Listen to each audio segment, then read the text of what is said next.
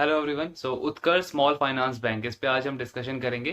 कौन कौन एनालिसिस करेंगे इस बैंक का। रिजल्ट इनके काफी ठीक ठाक थे।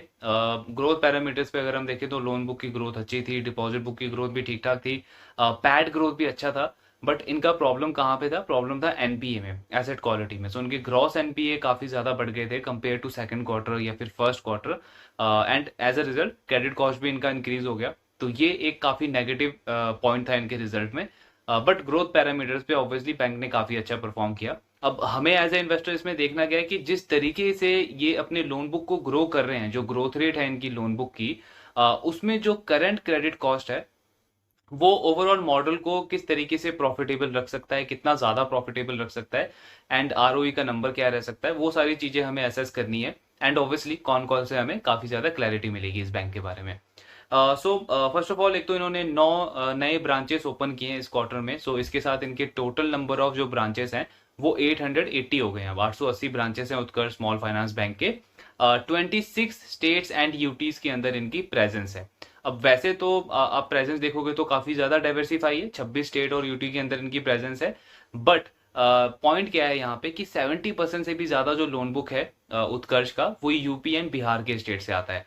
मतलब कि इनका कॉन्सेंट्रेशन इन दो स्टेट के अंदर बहुत ज्यादा है, यूपी एंड बिहार के अंदर। इसके अलावा इन्होंने अभी प्रेजेंस अभी इंक्रीज की है लास्ट के 2-3 सालों में। इनफैक्ट अगर आप इनका ब्रांच एक्सपेंशन देखोगे तो वो काफी एग्रेसिवली करा है बैंक ने। लेकिन स्टिल मेजोरिटी 70% जो डिपेंडेंसी है बैंक की लोन बुक की, वो इन्हीं दो स्टेट के अंदर है। इसके बाद ग्रोथ के पैरामीटर पे परफॉर्मेंस अच्छी है, जो हमने डिस्कस भी किया कि 31% की लोन बुक की ग्रोथ रही है, जबकि गाइडेंस क्या दिया था बैंक ने? 30%। तो गाइडेंस दिया 30%, बट ग्रोथ आई है 31%। तो ये एक बहुत पॉजिटिव चीज है। देन माइक्रो फाइनेंस का जो बुक है इनका, वो 16% पे ग्रो हुआ है कंपेयर टू लास्ट ईयर। ये थोड़ा सा कम लगता है। और इसका मेजर रीजन ये है कि स्मॉल फाइनेंस बैंक या उत्कर्ष हो या कोई भी स्मॉल फाइनेंस बैंक हो, इनका इंक्रीमेंटल फोकस जो है फ्यूचर में, वो जो नॉन माइक्रो फाइनेंस बुक है जिसमें जिसमें सिक्योर्ड प्रोडक्ट्स आ जाते हैं, उन पे फोकस ज्यादा है। ये एक एक ट्रेंड चल रहा है हर एक स्मॉल फाइनेंस बैंक के साथ में, वही उत्कर्ष भी कर रहा है। तो इनकी जो ग्रोथ है माइक्रो फाइनेंस की बुक की, वो 16% है। लेकिन ओवरऑल बुक की ग्रोथ अगर आप देखोगे तो वो 31% है। इसका मतलब क्या? इसका मतलब मेजोरिटी जो ग्रोथ आई है इनकी इनके टोटल लोन बुक में, वो नॉन माइक्रो फाइनेंस प्रोडक्ट से आई है, जिसमें इनका हाउसिंग लोन है, एमएसएमई लोन है, ऑटो लोन है। ये सारे जो प्रोडक्ट्स हैं इनमें ग्रोथ काफी ज्यादा आई है। देन जो individual micro micro finance loan है, ये हमने बहुत सारे बैंक्स एंड एनबीएफसी में डिस्कस किया है कि एक ये ट्रेंड चल रहा है माइक्रो फाइनेंस इंडस्ट्री के अंदर कि जो कस्टमर्स जॉइंट लैंडिंग में, जो जिनको आपने ग्रुप में लोन दिया है, उन्होंने एक अच्छा बिहेवियर शो किया है, 3-4-5 साल उन्होंने डिसिप्लिन के साथ में अपने लोन की रीपेमेंट करी है कंसिस्टेंटली, और उनका डिसिप्लिन ओवरऑल अच्छा रहा है लोन की रीपेमेंट में। उन कस्टमर्स को ये जो इंस्टीट्यूशंस होते हैं, स्मॉल फाइनेंस बैंक हो या माइक्रो फाइनेंस इंस्टीट्यूशन हो, ये इंडिविजुअल लोन ऑफर करते हैं अब, बिकॉज उन्होंने एक अच्छा ट्रैक रिकॉर्ड मेंटेन करा है। इंडिविजुअल लोन उनको ऑफर किया जाता है। अब इसके अंदर टिकट साइज जो है वो ऑब्वियसली ज्यादा होती है compare to group lending. Group lending में वही 40-50 हजार के आसपास मैक्सिमम आप लोन ऑफर कर सकते हो। लेकिन इंडिविजुअल लैंडिंग में माइक्रो फाइनेंस के अंदर आप 1 लाख 1,50,000 तक का भी लोन ऑफर करते हो कस्टमर को।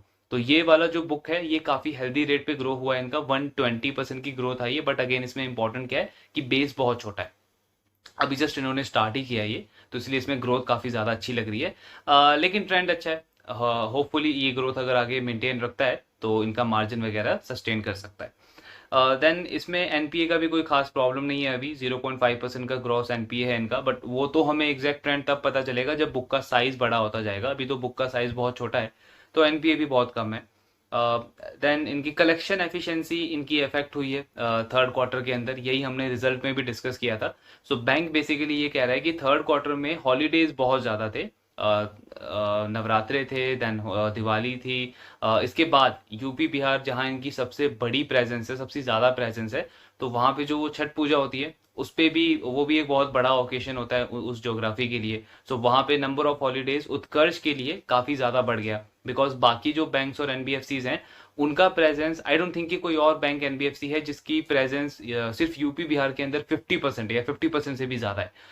ये उत्कर्ष का एक मुझे केस दिखता है जिसकी प्रेजेंस 70% है यूपी एंड बिहार, इन दो स्टेट के अंदर, एंड दोनों स्टेट में जो छठ पूजा होती है वो एक बहुत बड़ा ओकेशन होता है।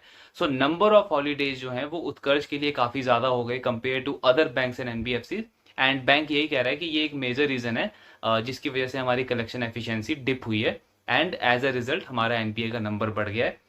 बट इसमें पॉजिटिव चीज़ क्या है? सो बैंक कह रहा है बेसिकली दिसंबर के मंथ में हमने जो कुछ एफर्ट्स लिए थे अक्टूबर नवंबर में, उसका हमें एक पॉजिटिव रिस्पॉन्स देखने को मिला दिसंबर के मंथ में एंड जनवरी के मंथ में, एंड हम ये एक्सपेक्ट कर रहे हैं कि ये जो फोर्थ क्वार्टर अभी जो खत्म हुआ है, रिजल्ट आएगा फोर्थ क्वार्टर का इनका थोड़े टाइम बाद। सो बैंक का कहना है कि फोर्थ क्वार्टर में हमारा जो कलेक्शन एफिशिएंसी है वो 97% से 97.5% के आसपास रहेगा। मतलब थर्ड क्वार्टर से बेटर परफॉर्मेंस रहेगी हमारी फोर्थ क्वार्टर में in terms of asset quality. Then bank ने कुछ मेजर्स लिए हैं, कुछ स्टेप्स लिए हैं जो कलेक्शन एफिशिएंसी इनकी डिप हुई थर्ड क्वार्टर के अंदर। सो इन्होंने basically additional manpower hire किया है। तो इस एडिशनल मैन पावर हायर करने के पीछे रैशनल क्या होता है? सो जब भी एनपीए बढ़ते हैं, कलेक्शन एफिशिएंसी कम होती है एक लेंडर की, चाहे वो बैंक हो या एनबीएफसी हो, तो वो जो एडिशनल मैन पावर हायर करते हैं उसमें वो बेसिकली कलेक्शन डिपार्टमेंट के अंदर एक नई टीम क्रिएट करते हैं, जिसमें उस टीम का फोकस जो है वो सिर्फ उन एरियाज के ऊपर रहता है, इन ज्योग्राफीज के ऊपर रहता है जहाँ पे स्लीपेजेस ज़्यादा आ रहे हैं, जहाँ पे एनपीए के प्रॉब्लम ज़्यादा आ रहे हैं। तो वो चीज़ इन्होंने करी है, एंड बाकी के जो एम्प्लॉयज़ हैं, बाकी की जो टीम है, उनका फोकस एज यूजुअल जो बाकी के कस्टमर्स हैं, बाकी के एरियाज के जो कस्टमर्स हैं, उनसे लोन की रीपेमेंट करने का वहाँ पे फोकस रहेगा। सो मैन पावर इन्होंने एडिशनल हायर करा है इस क्वार्टर में। देन इनका कहना है ओवरऑल अगर आप एसेट क्वालिटी देखोगे तो वो ठीक ठाक है, जो हमारे सिक्योर्ड प्रोडक्ट्स में जो एसेट क्वालिटी है वो ठीक ठाक है। हाँ, जो माइक्रो फाइनेंस है, जो अनसिक्योर्ड लोन है, वहाँ पे थोड़े से एनपीए बढ़े हैं, वहाँ पे थोड़ी सी स्लीपेजेस की प्रॉब्लम आई है। कितना बड़ा है gross NPA? So gross NPA इनका compare to last quarter, second quarter के कंपैरिजन में 20 बेसिस पॉइंट से इंक्रीज हुआ है इनका ग्रॉस एनपीए। तो ओवरऑल ग्रॉस एनपीए आज के टाइम पे उत्कर्ष का 3.04% है। ये ईसैफ स्मॉल फाइनेंस बैंक के बाद दूसरा सबसे ज्यादा किसी बैंक का एनपीए है। सो उत्कर्ष का ग्रॉस एनपीए काफी ज्यादा है, सेकंड क्वार्टर में इंक्रीज हो गया है, एंड बैंक ये चीज एक्सेप्ट कर रहा है कि हमारा जो क्रेडिट कॉस्ट है वो भी लगातार बढ़ा है, और करेंटली इनका क्रेडिट कॉस्ट 2.8% के आसपास है। सो एक बैंक का अगर 2% या उससे ज़्यादा का क्रेडिट कॉस्ट होता है तो ये काफ़ी नेगेटिव हो जाता है, क्योंकि उस केस में फिर एक एज ए इन्वेस्टर हमारे लिए एक एनबीएफसी को चूज़ करना ज़्यादा फेवरेबल है, बिकॉज एनबीएफसी में मार्जिन्स अच्छे हैं कंपेयर टू बैंक, एनबीएफसी की ग्रोथ ज़्यादा अच्छी होती है कंपेयर टू बैंक, एनबीएफसी का आरओई का नंबर ज़्यादा अच्छा होता है कंपेयर टू अ बैंक। तो ये सारी चीज़ें आपको एनबीएफसी में मिल जाती है, एंड उसके अगेंस्ट में आपको थोड़ा सा ज़्यादा क्रेडिट कॉस्ट मिलता है एक एनबीएफसी में। बट अगर एक बैंक 2% या उससे ज़्यादा का क्रेडिट कॉस्ट डिलीवर करेगा तो ये एक बहुत नेगेटिव होता है उस बैंक के लिए। सो वही चीज़ उत्कर्ष कह रहा है, लेकिन इसमें मैनेजमेंट एक्चुअली कॉन्फिडेंट है कि जो उन्होंने स्टेप्स लिए हैं इस चीज़ों को कंट्रोल करने के लिए, उसका रिजल्ट उन्हें फोर्थ क्वार्टर में देखने को मिलेगा, और फोर्थ क्वार्टर में इनका जो क्रेडिट कॉस्ट का नंबर है वो मैनेजमेंट कह रहा है कि 2% के आसपास आ जाएगा। सो एज ए इन्वेस्टर हमें काफ़ी क्लोजली ट्रैक करना है कि इनके फोर्थ क्वार्टर में क्रेडिट कॉस्ट की क्या परफॉर्मेंस रहती है। रिटेल टर्म डिपॉजिट जो है उत्कर्ष का वो 46% से ग्रो हुआ है ऑन अ वाई बेसिस, और जो बल्कि डिपॉजिट है वो 6% से डी ग्रो हुए। तो ये चीज क्या शो कर रही है कि उत्कर्ष के पास रिटेल कस्टमर्स आ रहे हैं, रिटेल कस्टमर्स को, फ्रेश कस्टमर्स को इन्होंने एक्वायर किया है, और वो डिपॉजिट रख रहे हैं बैंक के पास में, उनका डिपॉजिट बेस ग्रो हुआ है। वीजा वीज बैंक की जो डिपेंडेंसी है होलसेल डिपॉजिट के ऊपर वो इन्होंने कम करी है। ये पॉजिटिव चीज है, बिकॉज ऑब्वियसली एक बैंक में अगर होलसेल डिपॉजिट ज्यादा रहते हैं, मतलब कॉर्पोरेट डिपॉजिट ज्यादा रहते हैं, तो उसमें लिक्विडिटी का प्रॉब्लम हो सकता है, बिकॉज कल को चल के अगर उस कॉर्पोरेट को, उस कंपनी को कहीं पे भी फंड की रिक्वायरमेंट हुई तो वो 400-500 करोड़ का जो डिपॉजिट उसने आपके बैंक में रखा हुआ है वो कभी भी एक साथ वो डिपॉजिट पूरा निकाल सकता है। देन वहां पे वो लिक्विडिटी का प्रॉब्लम आ जाएगा उस बैंक के लिए, आगे की लोन ग्रोथ को वो कैसे फंड करेंगे। तो इसलिए हमेशा बोला जाता है कि एक बैंक को अगर सस्टेनेबली ग्रो करना है, एक स्टेबल मॉडल बनाना है, तो रिटेल डिपॉजिट जितना ज्यादा होगा उतना ज्यादा बेटर है एक बैंक के लिए। सो उत्कर्ष के लिए जो 46% की ग्रोथ आई है इनके रिटेल टर्म डिपॉजिट में, इन अ सेंस काफी अच्छा, काफी पॉजिटिव नंबर है। देन बैंक कह रहा है कि लिक्विडिटी एनवायरनमेंट ओवरऑल काफी टाइट है, इंटरेस्ट रेट तो बढ़े हुए हैं ही लास्ट पिछले 1.5-2-3 साल के अंदर, बट स्टिल हमारा मानना है कि कॉस्ट ऑफ फंड हमारा इस जो अभी करंट है इसी के आसपास मेंटेन रहेगा। हम ये एक्सपेक्ट नहीं कर रहे हैं कि कॉस्ट ऑफ फंड हमारा यहाँ से और ज्यादा इंक्रीज होगा। सो जो कोर ज्योग्राफीज है बैंक की, वहाँ पे काफ़ी अच्छी परफॉर्मेंस आई है, ग्रोथ पोटेंशियल काफ़ी अच्छा है, लेकिन बैंक कह रहा है कि वहाँ पे अंडर पेनेट्रेशन और ज़्यादा है और हम वहाँ पे और डीपली पेनेट्रेट करेंगे और ज़्यादा ब्रांचेस ओपन करेंगे। निम, सो नेट इंटरेस्ट मार्जिन जो है उत्कर्ष का वो 9.7% है। लास्ट ईयर भी ये नंबर 9.7% था। सो बेसिकली ये एक और बहुत अच्छा चीज है उत्कर्ष के लिए, कि पिछले एक साल में इनका जो सिक्योर्ड बुक है, मतलब हाउसिंग लोन, एमएसएमई लोन या ऑटो लोन, ये तीन चार प्रोडक्ट जो सिक्योर्ड प्रोडक्ट्स हैं, इनका पोर्शन बहुत ज्यादा बढ़ा है पिछले एक साल में। इसके बावजूद अब ये जो सिक्योर्ड लोन होते हैं उसमें ऑब्वियसली इंटरेस्ट रेट कम चार्ज करता है bank compare to unsecured loan, लेकिन उसके बाद भी उत्कर्ष का अगर आप मार्जिन देखोगे, निम देखोगे, तो ये ऑलमोस्ट उसी लेवल पे है जो लास्ट ईयर था। लास्ट ईयर भी यही 9.7% के आसपास था एंड इस क्वार्टर में भी ये नंबर इनका 9.7% है। तो ये एक बहुत पॉजिटिव चीज है। इसका मतलब ये है कि बैंक अपना इंटरेस्ट रेट बहुत अच्छे से मैनेज कर रहा है, कस्टमर को बहुत अच्छे से आइडेंटिफाई कर रहा है कि किसी कस्टमर का अगर बैकग्राउंड थोड़ा सा रिस्की ज्यादा है तो वहां पे बहुत एडिक्वेटली वो ज्यादा इंटरेस्ट रेट चार्ज कर रहे हैं। सो ये सारी चीजें अगेन एक बहुत पॉजिटिव ट्रेंड शो कर रही है। देन फाइनेंशियल रेशियोज तो बहुत अच्छे हैं ही इनके, 2.3% का आरओए है, 18% का आरओई है। सो यही चाहिए आपको एक बैंक में। आरओए उनका 2% से ज़्यादा होना चाहिए, आरओई उसका 17-18% के आसपास होना चाहिए एंड ये उत्कर्ष ने मेंटेन करके रखा है। सो रिटर्न रेशियो में कोई प्रॉब्लम नहीं है इनका। देन कॉस्ट ऑफ फंड जो है उत्कर्ष का वो लास्ट क्वार्टर में 7.8% था एंड बैंक ने गाइड किया था कि ये 8% तक बढ़ेगा।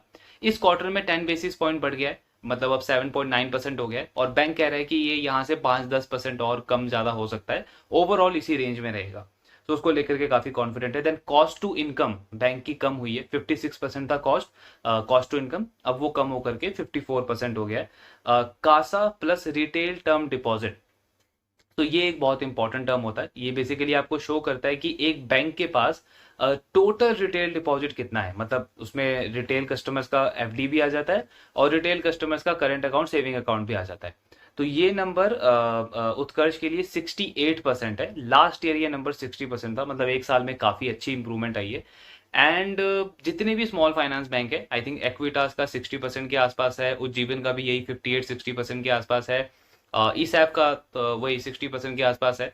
सो जितने भी स्मॉल फाइनेंस बैंक है एक्सेप्ट एयू का आई थिंक ये नंबर शायद मे बी थोड़ा सा बेटर है, बट बाकी बैंक्स को अगर हम कंपेयर करें तो उसके कंपैरिजन में उत्कर्ष का ये नंबर काफी हेल्दी है, 68% का ये नंबर है। ऑब्वियसली जब आप बड़े बैंक्स के साथ कंपेयर करोगे, एचडीएफसी, आईसीआईसीआई, कोटक, तो इनके लिए ये जो नंबर है रिटेल डिपॉजिट का, टोटल रिटेल डिपॉजिट का, ये नंबर उनके लिए 80, 85, 90% के रेंज में होता है, बिकॉज उन बैंक्स को किंग बोला जाता है रिटेल कस्टमर्स का। सारे retail customers, mostly retail customers prefer करते हैं ऐसे बड़े बैंक्स के साथ में अकाउंट ओपन करना, तो ये नंबर उनके लिए ज्यादा होता है। उत्कर्ष के लिए ये नंबर इंप्रूव हो रहा है, एक ट्रेंड अच्छा है, but we have to see कि इसमें इंप्रूवमेंट आगे कैसी रहती है। देन बैंक कह रहा है कि उनका जो अभी टोटल फोकस है वो इसी चीज के ऊपर है कि जो डिपॉजिट डिपॉजिट की जो डिपेंडेंसी है वो कॉर्पोरेट के ऊपर से कम की जाए, जो हमने बल्कि डिपॉजिट की बात करी। सो मेन फोकस इनका यही है कि रिटेल कस्टमर्स का एडिशन किया जाए, रिटेल कस्टमर से डिपॉजिट इंक्रीज किया जाए।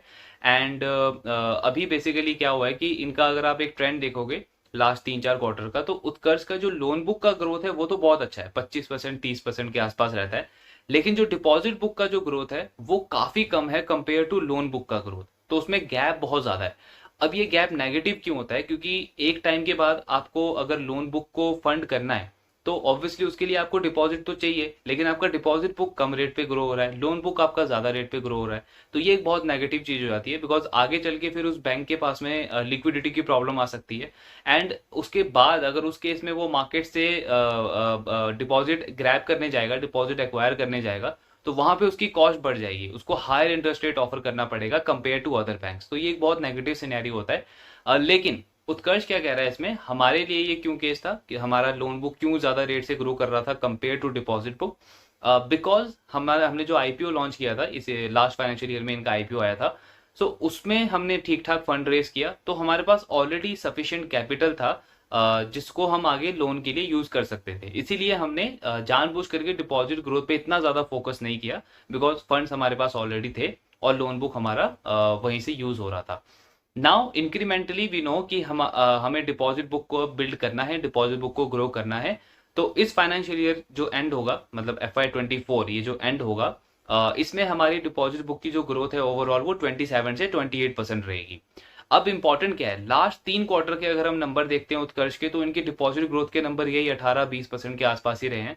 लेकिन बैंक कह रहा है कि जो एंड होगा, ईयर एंड होगा, उसमें ग्रोथ इनकी 27-28% रहेगी। इसका मतलब क्या हुआ कि जो फोर्थ क्वार्टर है इसमें उत्कर्ष काफी एग्रेसिवली प्लान कर रहा है अपने डिपॉजिट बुक को ग्रो करने के लिए। सो बैंक भी वही कह रहा है कि जो फोर्थ क्वार्टर में आप ग्रोथ देखोगे हमारे डिपॉजिट बुक की, वो बहुत ज्यादा होगी compare to last 3 quarters, because obviously हमें आगे उसको फंड करना है। अब एक और प्रॉब्लम क्या हो जाती है, जब आपका लोन बुक ज्यादा होता है, डिपॉजिट बुक कम होता है, आपका जो क्रेडिट टू डिपॉजिट रेशियो है वो बढ़ जाता है। मतलब क्या हो गया कि आपके पास डिपॉजिट है 100 रुपए के, लेकिन उस 100 रुपए के डिपॉजिट के अगेंस्ट में आपने 110 रुपए का लोन दे दिया है, तो आपका क्रेडिट टू डिपॉजिट रेशियो कितना हो गया, 110%। ये बहुत नेगेटिव होता है, बिकॉज अगेन वही चैलेंज आ जाएगा, आपके आगे चल के लिक्विडिटी इशू होगा, देन आपको हायर रेट पे मार्केट से पैसा उठाना पड़ेगा, या फिर आपको अपनी ग्रोथ कम करनी पड़ेगी, दोनों ही चीजें नेगेटिव है। तो उत्कर्ष अभी क्या फोकस कर रहा है कि अपनी डिपॉजिट बुक को फटाफट से हेल्दी रेट से ग्रो किया जाए, जिससे इनका क्रेडिट टू डिपॉजिट रेशियो जो है वो नेक्स्ट ईयर, मतलब FY25 जब एंड होगा, तो तब इनका क्रेडिट टू डिपॉजिट रेशियो 93-90% के आसपास आ जाए। इस फाइनेंशियल ईयर में ये अराउंड 97% रहेगा। मतलब बैंक का फोकस है एक्चुअली कि अपने क्रेडिट टू डिपॉजिट रेशियो को ये और इम्प्रूव करेंगे।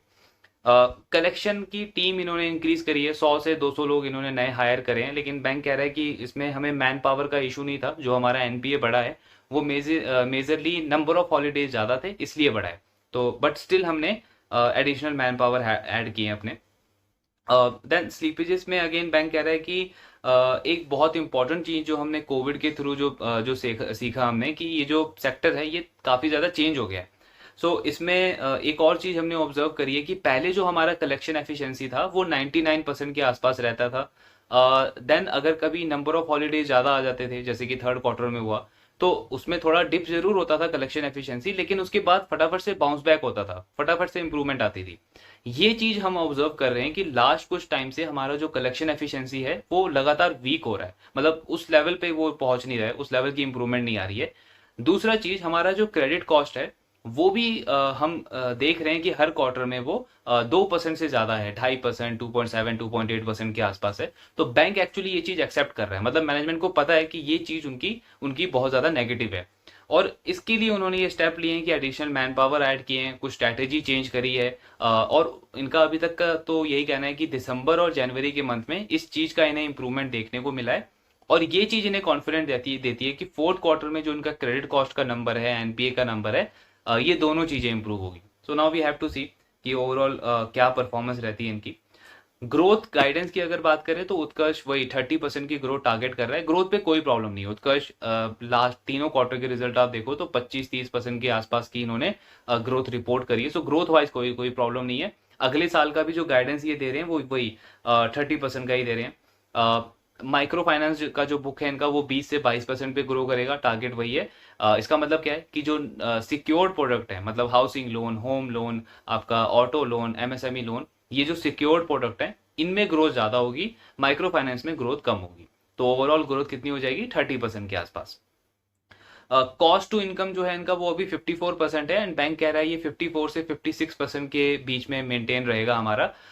यहाँ से और ज्यादा इंप्रूवमेंट नहीं होगी, मतलब ऐसा नहीं है कि 54 से 50 हो जाएगा। रीजन क्या है कि हम एक्सपेंशन पे फोकस कर रहे हैं। हम अगले फाइनेंशियल ईयर में, मतलब ये जो फाइनेंशियल ईयर अभी स्टार्ट हुआ है, इसमें 150 से ज्यादा ब्रांचेस ओपन करने का टारगेट कर रहे हैं। तो उसमें ऑब्वियसली हायरिंग भी करनी पड़ेगी, IT कॉस्ट भी लगेगा। तो इसलिए हमारा कॉस्ट टू इनकम, पॉजिटिव चीज क्या है कि इतने एक्सपेंशन के बाद भी बैंक ये नहीं कह रहा है कि हमारा कॉस्ट टू इनकम बढ़ेगा, यहाँ से वो एक रेंज में रहेगा, 54 से 56%, on a higher side 56, lower side पे 54%। इसका मतलब एक ये भी है कि ऑपरेशनल एफिशिएंसी एक्चुअली इनकी इंक्रीज हुई है, कि इतना एक्सपेंशन होने के बावजूद भी अपने कॉस्ट टू इनकम को बैंक मेंटेन कर लेगा। देन जो फ्रेश स्लीपेजेस बढ़े हैं, मतलब इस क्वार्टर में जो फ्रेश NPA आए हैं वो है टोटल 136 करोड़। अब इस 136 करोड़ में से 98 करोड़ जो है, मतलब ऑलमोस्ट 70-75% जो है वो माइक्रो फाइनेंस बुक से आया है, मतलब अनसिक्योर्ड पोर्टफोलियो से आया है। सिक्योर्ड प्रोडक्ट से काफी कम पोर्शन आया है। सो बाय नेचर अगर आप अनसिक्योर्ड लोन ज्यादा दे रहे हो तो NPA भी उसमें ज्यादा आएगा। देन इन्होंने FD पे रेट जो है वो लगातार पिछले 2-3 क्वार्टर से इंक्रीज किया है। सो उत्कर्ष बेसिकली ये कह रहा है कि जो RBI ने इंटरेस्ट रेट बढ़ाया है उसके अकॉर्डिंग जो हमें अपने डिपॉजिट रेट बढ़ाने थे उसमें से हमने ऑलमोस्ट 80% डिपॉजिट का रेट बढ़ा दिया है, सिर्फ 20% का रेट अभी बढ़ाना बाकी है बिकॉज वो लॉन्गर टेन्योर डिपॉजिट है।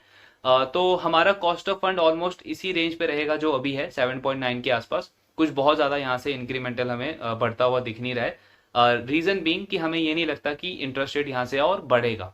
सो ये चीज़ हर एक बैंक, हर एक एनबीएफसी कह रहा है कि उन्हें ये नहीं लग रहा कि आने वाले टाइम में आरबीआई यहाँ से इंटरेस्ट रेट और बढ़ाएगा। इनफैक्ट 1 से 2 क्वार्टर का टाइम है जहाँ पे आप देखोगे कि इंटरेस्ट रेट कम होना स्टार्ट हो जाएगा। So we have to see कि वो चीज़ कैसे प्ले आउट होती है।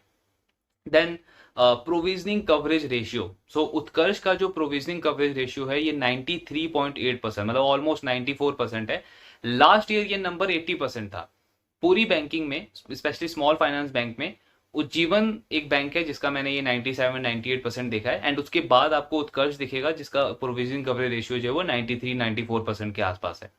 सो ये एक तो दो चीजें शो करता है। अगर सडनली इतना बढ़ जाता है, लास्ट ईयर 80% था, अब 93-94% है, तो एक तो नेगेटिव चीज इसमें ये लगती है कि इसका मतलब ये है कि लेंडर जो है वो ये एक्सपेक्ट कर रहा है कि आने वाले टाइम में उनके एनपीए बढ़ेंगे, उनके एनपीए इंक्रीज हो सकते हैं, तो उसके लिए उन्होंने पहले ही प्रोविजनिंग कर ली। तो ये थोड़ा सा नेगेटिव पॉइंट लगता है।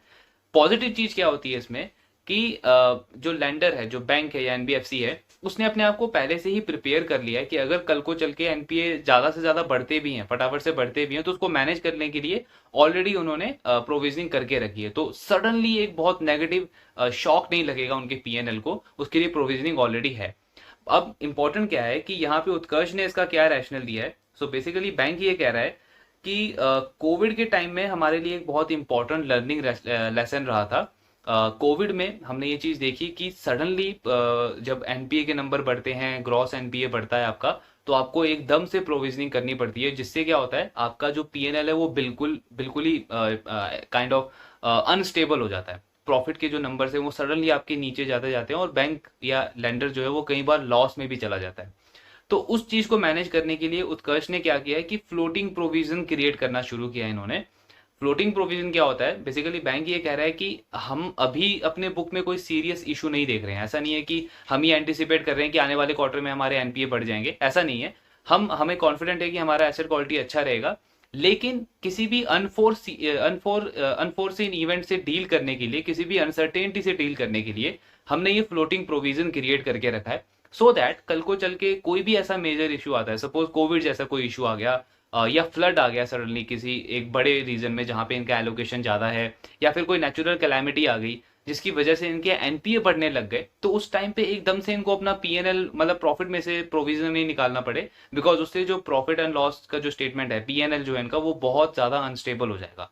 तो उसको सस्टेन बनाने के लिए, स्टेबिलिटी रखने के लिए इन्होंने फ्लोटिंग प्रोविजन क्रिएट करना शुरू किया है। ये डिसीजन लिया बैंक के बोर्ड ने, और इनका टारगेट क्या है कि माइक्रो फाइनेंस का जो टोटल बुक है उसका 2.5% इनको फ्लोटिंग प्रोविजन क्रिएट करके रखना है।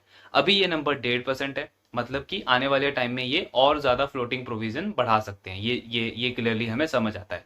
अब ये चीज नेगेटिव नहीं है, ये चीज पॉजिटिव है, बिकॉज अगर उत्कर्ष चाहता तो अपना प्रोविजन कवरेज रेशियो जो इनका 94% है उसको 70% पे रखता, और वो जो प्रोविजन का जो पैसा है वो इनका प्रॉफिट में आ जाता। तो इनका पैट ग्रोथ जो आपने देखा है 24-25% की ग्रोथ आई है प्रॉफिट में इनके इस क्वार्टर में, वो आपको सडनली 50-60-70% की ग्रोथ दिखती। सो बहुत इजी था बैंक के लिए कि अपना प्रोविजन कम करके पैड ग्रोथ नंबर आपको इन्वेस्टर को शो कर देता कि 60-70% का हमारा पैड ग्रोथ का नंबर है। ये चीज ईसैफ ने की है। ईसैफ ने क्या किया कि क्रेडिट कॉस्ट तो बढ़ गया उनका, क्रेडिट कॉस्ट इतना ज्यादा बढ़ गया, 3% 3.5% का क्रेडिट कॉस्ट हो गया उनका, ग्रॉस एनपीए इतने ज्यादा बढ़ गए, लेकिन वो क्या कर रहा है, वो एनपीए, वो अपना प्रोविजन और कम कर दिया उसने, तो उसके लिए वो बहुत नेगेटिव चीज है। वहां पे वो आज दिखा रहा है हमें कि 100% की प्रॉफिट ग्रोथ होगी, बट मार्केट को ये समझ में आता है कि ये जो आप 100% की प्रॉफिट ग्रोथ दिखा रहे हो ये सस्टेनेबल नहीं है, बिकॉज आपका जो एनपीए बढ़ रहा है उसके लिए प्रोविजन कहां से करोगे आप, इसी प्रॉफिट से कल को आपको करना पड़ेगा। तो ये चीज मार्केट को समझ में आता है। सो उस पॉइंट ऑफ व्यू से अगर हम देखें तो उत्कर्ष की स्ट्रैटेजी ठीक है कि उन्हें फ्यूचर में अगर कोई अनसर्टेनिटी लग रही है कि कोई अनफोर्सीन इवेंट आ सकता है जहां पे उनके एनपीए सडनली बढ़ सकते हैं, तो उसके लिए उन्होंने ऑलरेडी प्रोविजन करके रख दी है। जितने भी टॉप क्लास लेंडर आप देखते हो इंडिया में, HDFC bank, Kotak bank, ICICI bank, Bajaj finance, ये सारी चीजें करते हैं, एंड बिकॉज इससे आपका जो बुक है वो स्टेबल रहता है। तो काइंड ऑफ ये काफी पॉजिटिव चीज है इनका। देन डिपॉजिट ग्रोथ ये अगले साल के लिए टारगेट कर रहे हैं 35%। तो इस साल तो 27-28% की ग्रोथ रहेगी, अगले साल इनका टारगेट है कि 35% की ग्रोथ रहेगी डिपॉजिट बुक में। कहाँ से आएगी? एक तो वही 150 से ज्यादा ब्रांचेस ओपन कर रहे हैं, तो एक तो वहां से आएगी, प्लस दूसरा इनका डिजिटल एफडी है। तो डिजिटल एफडी जो है वो अभी इनके लिए पर मंथ 30 से 40 करोड़ का डिपॉजिट बुक क्रिएट करता है। एंड बैंक का फोकस है कि आने वाले टाइम में ये और ज्यादा डिपॉजिट इनके लिए ग्रैब करके लाएगा। देन इसके अलावा कुछ एनजीओ, कुछ गवर्नमेंट की जो एजेंसीज हैं वहां से कुछ होलसेल डिपॉजिट आएगा। तो ओवरऑल ग्रोथ जो है वो ये 35% टारगेट कर रहे हैं। कासा में बैंक का कहना है कि अगले साल तक कासा में बेसिकली अभी चैलेंज क्या आ रहा है कि क्योंकि इंटरेस्ट रेट बढ़ गए हैं, तो सेविंग अकाउंट से जो पैसा है वो शिफ्ट हो रहा है या तो एफडी में, या फिर जो हाई यील्डिंग प्रोडक्ट है जैसे म्यूचुअल फंड है या बॉन्ड है, उन जगह पे पैसा जा रहा है सेविंग अकाउंट से निकल के। इसलिए मोस्टली हम ये ट्रेंड देख रहे हैं कि जितने भी बैंक हैं उनका कासा रेशियो कम होता जा रहा है। बट उत्कर्ष पॉजिटिवली यहाँ पे क्या कह रहे हैं कि अगले साल हमारा टारगेट है कि कासा रेशियो जो है वो हमारा 26-27% के बीच में रहेगा। अभी करंटली ये नंबर 20% है। तो इट मीन्स कि ऐसे इन्वायरमेंट भी बैंक काफी कॉन्फिडेंट है कि इनका कासा रेशियो इंप्रूव होगा। कासा आपका जितना ज्यादा रहे उतना बेटर, बिकॉज आपका कॉस्ट ऑफ फंड कम हो जाता है, आपके मार्जिन को हेल्प मिलता है। तो कासा पे काफी अच्छी गाइडेंस है बैंक की।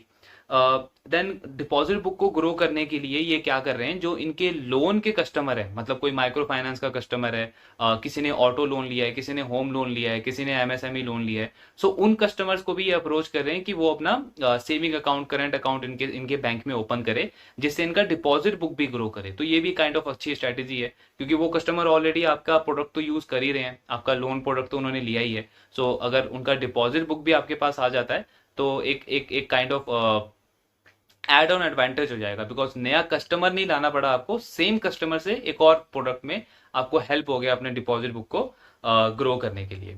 इसके साथ में ये पर्सनल लोन और क्रेडिट कार्ड, ये दोनों प्रोडक्ट भी बहुत जल्दी स्टार्ट करने वाले हैं। सो बेसिकली जितने भी स्मॉल फाइनेंस बैंक हैं इनमें आपको दो चीजें प्ले आउट होती हुई दिखेंगी। पहला, हर एक बैंक का टारगेट क्या है कि पैन इंडिया बैंक बनना है। अभी हम 2 या 3 स्टेट के अंदर है, हमारा टारगेट है कि अगले 10-15 साल में एक पैन इंडिया बैंक बनना है। तो पहली तो ग्रोथ इनकी यहां से आती है। दूसरी ग्रोथ कहां से आती है कि ऑब्वियसली अगर आपको पैन इंडिया बैंक बनना है तो प्रोडक्ट भी तो ज्यादा से ज्यादा चाहिए। सिर्फ 3-4 प्रोडक्ट के बेसिस पे तो आप पैन इंडिया बैंक नहीं बन सकते। अगर आपको पैन इंडिया बैंक बनना है तो आपको हर एक प्रोडक्ट चाहिए, प्रोडक्ट बास्केट आपका बड़ा होना चाहिए। तो जैसे मोस्टली और आप स्मॉल फाइनेंस बैंक देखोगे तो वो 2 या 3 प्रोडक्ट में ही डील कर रहे हैं। उनके पास डिस्ट्रीब्यूशन के प्रोडक्ट तो है ही नहीं, म्यूचुअल फंड नहीं है, इंश्योरेंस नहीं है, बॉन्ड्स नहीं है, ये सारे प्रोडक्ट नहीं है, क्रेडिट कार्ड नहीं है, पर्सनल लोन नहीं है। तो वही ये सारी प्रोडक्ट बास्केट भी इंक्रीज होता जाएगा। एजुकेशन लोन हो गया, मैरिज लोन हो गया, कंज्यूमर लोन हो गया, इलेक्ट्रॉनिक लोन हो गया, टीवी फ्रिज, इन सारी चीजों की जो फाइनेंसिंग होती है, ये सारी चीजें हो गई। सो जैसे जैसे ये चीजें ये अपने प्रोडक्ट बास्केट में ऐड करते जाएंगे तो आपको ड्यूअल ग्रोथ मिलेगी। पहली ग्रोथ पैन इंडिया बैंक जो बनेगा, डिस्ट्रीब्यूशन बढ़ेगा, एक्सपेंशन बढ़ेगा। दूसरी चीज, सेम ब्रांचेस में मल्टीपल प्रोडक्ट वो क्रॉस सेल करेंगे, अपसेल करेंगे अपने कस्टमर्स को, जिससे ग्रोथ काफी अच्छी आएगी।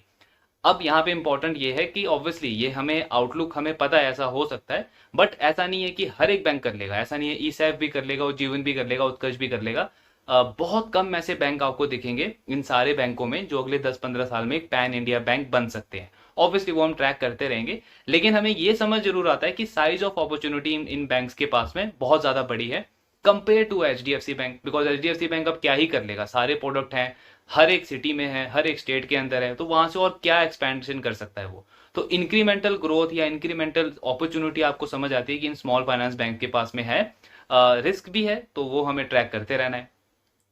देन इसके बाद बैंक कह रहा है कि ऑब्वियसली ये क्या करते हैं कि जहां पे किसी एक पर्टिकुलर ज्योग्राफी में एनपीए ज्यादा बढ़ने लग जाते हैं तो बैंक वहां पे इंक्रीमेंटल लोन देना बंद कर देता है और नए कस्टमर्स को लोन देना बंद कर देता है, पुराने कस्टमर्स को भी लोन देना बंद कर देता है। एंड इनकी मॉनिटरिंग चलती है कि वहां पे क्या लोकल इशू चल रहा है। सो अभी कुछ डिस्ट्रिक्ट्स हैं यूपी में, जैसे सोनभद्रा है, मिर्जापुर है, बलिया है, देवरिया है, ये 3-4 डिस्ट्रिक्ट हैं यूपी स्टेट के अंदर, जहां पे कुछ लोकल इशू चल रहे हैं डिस्ट्रिक्ट में, जिसकी वजह से इनके स्लीपेजेस बढ़े हैं। पॉइंट क्या है, लोकल इशू है, मतलब ऐसा नहीं है कि कोई जैसा फ्लड आ गया है कि सब पे इम्पैक्ट पड़ रहा है, या फिर कोई कोविड जैसा सिनेरियो हो गया कि हर एक ब्रांच पे इम्पैक्ट पड़ रहा है। सो वो चीज नहीं है, लोकल इश्यूज चल रहे हैं और बैंक कह रहा है कि हम उसको क्लोजली मॉनिटर कर रहे हैं। झारखंड और हरियाणा के कुछ डिस्ट्रिक्ट में भी ये चीज चल रही है, बट वाइड स्प्रेड नहीं हुआ है। मतलब ऐसा नहीं है कि हर एक ब्रांच, हर एक ज्योग्राफी में ये चीज चल रही है।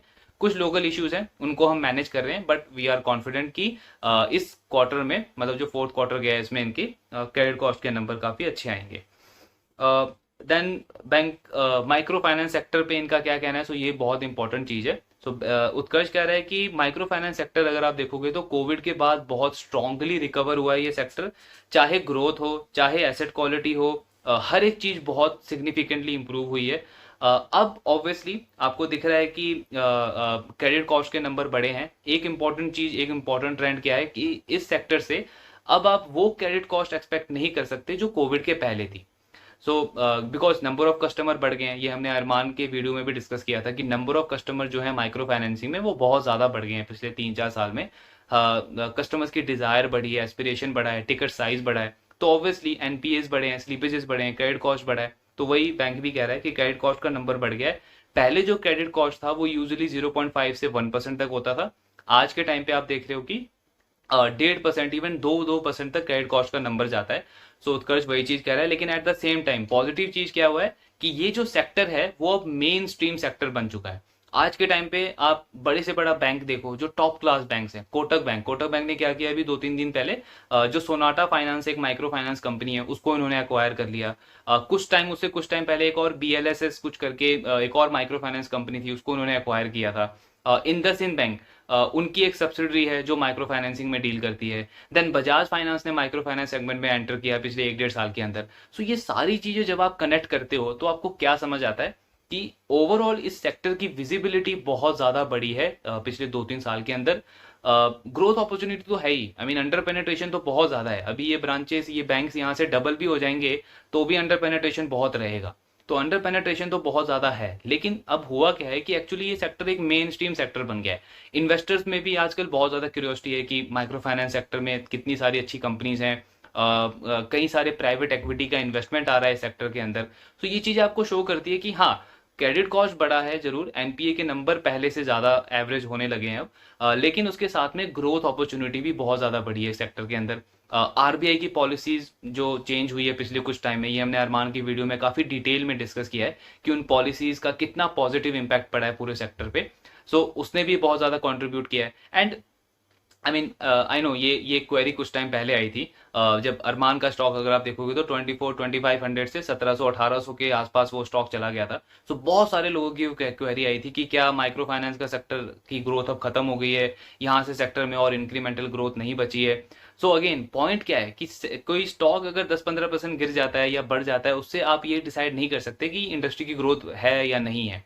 एक किसी स्टॉक को गिरने के बढ़ने के शॉर्ट टर्म में बहुत सारे मल्टीपल रीजन हो सकते हैं, बट आपको डॉट कनेक्ट करना है। जब आप देखते हो कि हर एक कंपनी के रिजल्ट अच्छे आ रहे हैं, ऑब्वियसली कुछ कुछ कंपनी का एनपीए बढ़ रहा है, वो इशू है, बट वो नॉर्मलाइज इशू है, ऐसा नहीं है कि बहुत ज्यादा बढ़ गया है। देन जो बड़े बड़े टॉप लैंडर्स है, Kotak bank, HDFC bank, Bajaj finance या फिर इंडसइंड बैंक, ये सारे ऐसे लैंडर्स हैं जिनके पास सिक्योर्ड प्रोडक्ट ज्यादा होते हैं, जो सिक्योर्ड लोन ज्यादा देते हैं। अगर ये कह रहे हैं कि हमें अगर आप कोटक बैंक को देखो तो कोटक बैंक ने अपना जो माइक्रो फाइनेंस का पोर्टफोलियो है वो मिड टू हाई टीन तक लेके गए हैं, 14-15% तक लेके गए हैं अपने अनसिक्योर्ड लोन को। सेम बजाज फाइनेंस ने भी यही किया है, अपना माइक्रो फाइनेंस का पोर्टफोलियो इंक्रीज किया है। तो ये सारी चीजें जब आप कनेक्ट करते हो तो आपको समझ आता है कि नहीं, इस इंडस्ट्री की जो ग्रोथ प्रोस्पेक्ट्स हैं वो और ज्यादा स्ट्रांग हुए हैं, और ये स्टॉक करेक्शन होने से शॉर्ट टर्म का कुछ कुछ इम्पैक्ट बहुत बड़ा सेक्टर पे होने नहीं वाला है। सो वही उत्कर्ष भी कह रहा है कि एनपीए जो बड़े हैं इस क्वार्टर में आप देख रहे हो तो वो एक बिजनेस एज यूजुअल है, नॉर्मलाइजेशन है। नंबर ऑफ हॉलीडेज थोड़े से ज्यादा थे तो उसलिए थोड़े बहुत एनपीए बड़े हैं। हमारे जो बड़े हैं हमने उस पर स्टेप लिया है और वो अगले क्वार्टर में इंप्रूव होते हुए देखोगे आप, एंड होपफुली बाकी प्लेयर्स ने भी उस पर स्टेप लिया होगा और वो आगे जाके इंप्रूव होगा। बट ओवरऑल ग्रोथ जो है वो काफी ज्यादा बेटर है पूरे सेक्टर की। लास्टली इनका टारगेट क्या है? माइक्रो फाइनेंस का जो बुक है, जो कि अभी 62% है इनके टोटल लोन बुक का, सो इनका टारगेट है कि अगले 3 साल में इसको कम करके 50% करना है। वही सेम चीज जो हर एक स्मॉल फाइनेंस बैंक का फोकस है कि unsecured product micro finance loan book को थोड़ा कम किया जाए, सिक्योर्ड प्रोडक्ट जो बाकी के प्रोडक्ट्स हैं, होम लोन वगैरह, ऑटो लोन वगैरह, इनका प्रोपोर्शन थोड़ा थोड़ा इंक्रीज किया जाए। तो ओवरऑल रिजल्ट ठीक ठाक है। कॉन कॉल से भी हमें काफी चीजें क्लियर हो गई हैं, आउटलुक आपको थोड़ा बहुत आइडिया हो गया है। इंपॉर्टेंट क्या है कि उत्कर्ष में आपको क्रेडिट कॉस्ट का नंबर देखना है, एनपीए का नंबर देखना है कि ये जो फोर्थ क्वार्टर के अभी रिजल्ट आएंगे इनके थोड़े टाइम में, उसमें इनका एनपीए का क्या नंबर रहता है। बैंक ने 2-3 चीजें गाइड करी है। डिपॉजिट बुक ग्रोथ इनका होना चाहिए, क्रेडिट कॉस्ट इनका 2% के आसपास आना चाहिए। अगर इस बैंक का क्रेडिट कॉस्ट 2% से नीचे नहीं आता है, आई नो एक क्वार्टर में आप एक्सपेक्ट नहीं कर सकते कि 3% से 1.5% हो जाए, लेकिन एक वो ट्रेंड दिखना चाहिए। अभी 2.7 2.8% है, तो एटलीस्ट जैसे बैंक ने कहा है कि 2% के आसपास आना चाहिए, तो वो नंबर, अगर वो चीज होती है तो वो पॉजिटिव है। थोड़ा सा एक पॉजिटिव डाउट्स हैं, do let me know in the comment box. Thank you very much.